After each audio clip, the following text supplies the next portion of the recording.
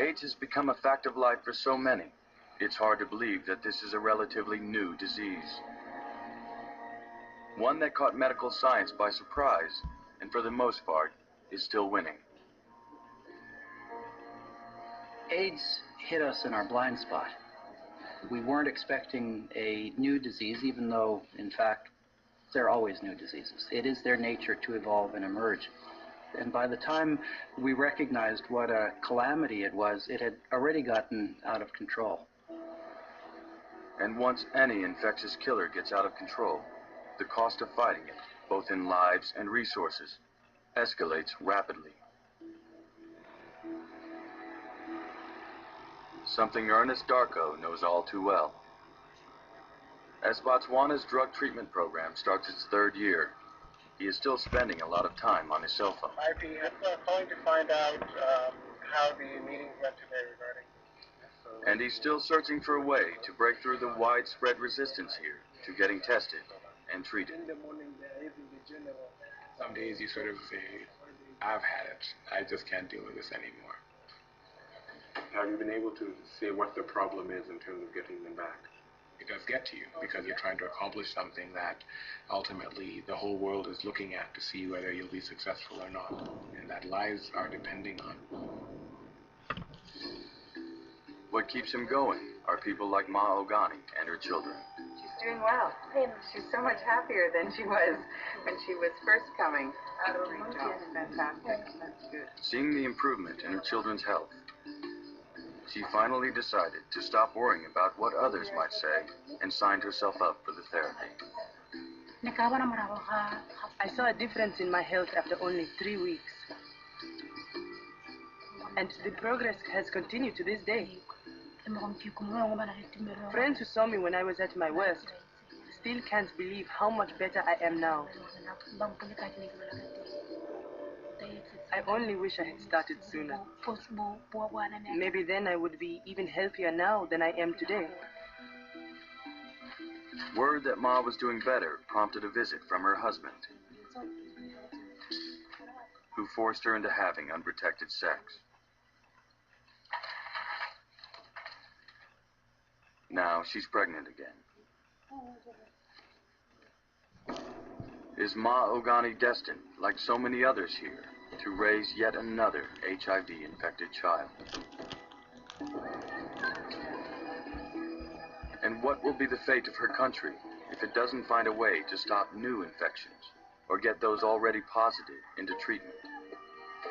Hello, Ernest. Hi, Dr. Determined to shake things up in a fundamental way, Darko proposes something radical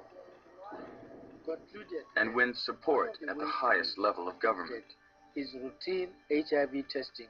President Festus Mohai unveils the new plan in a nationally televised address. That with effect from the beginning of the next calendar year, HIV testing shall become routine in government facilities. Routine testing is an attempt to destigmatize AIDS by including the HIV test as a standard part of good medical practice. You walk in, you have a cold or flu, they're going to give you a test, a blood test. One of them is going to be an HIV test. And they'll say, we're going to give you this, by the way. And just make it an absolutely natural part of life. The impact of routine testing is immediate.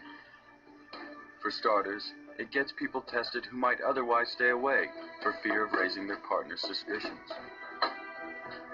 With routine testing now, you don't have to explain why you got tested. Hey, honey, they do it to everybody. More importantly, it gets people tested who aren't yet showing symptoms. These are the people most likely to pass the virus to others.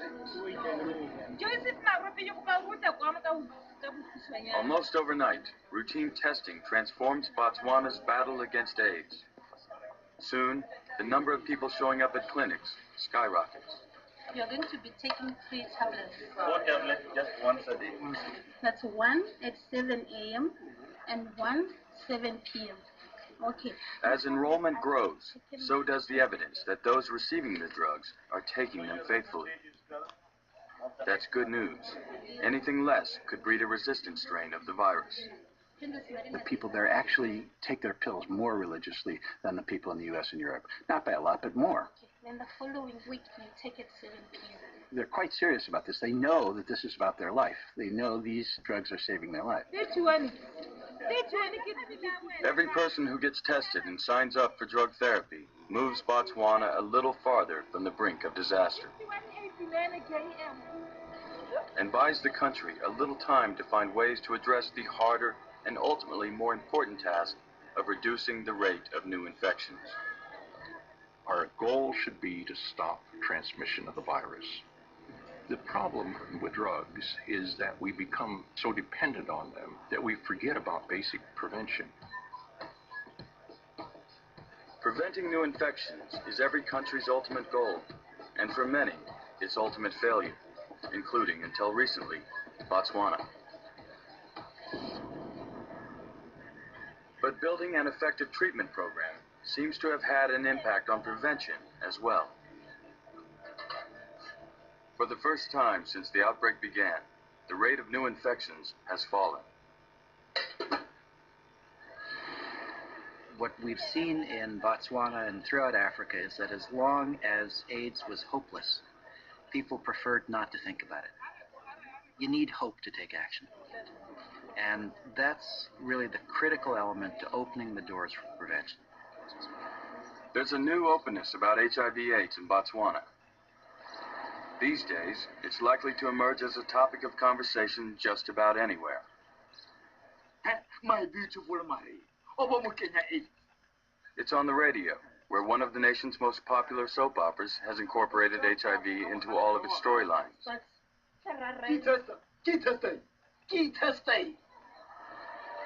And in the churches, which more and more are inviting people with AIDS to share what they've learned. Pastor Simatani is very supportive. The most critical thing is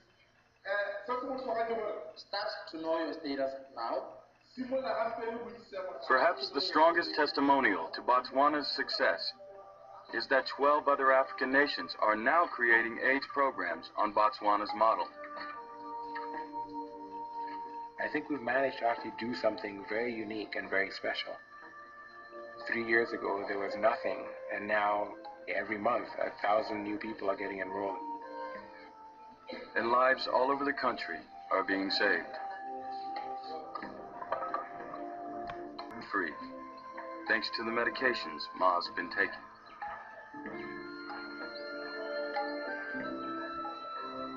In the end, Ma's baby is Masa's real success story, and a symbol for a troubled world that there's reason to hope AIDS can be managed and even contained.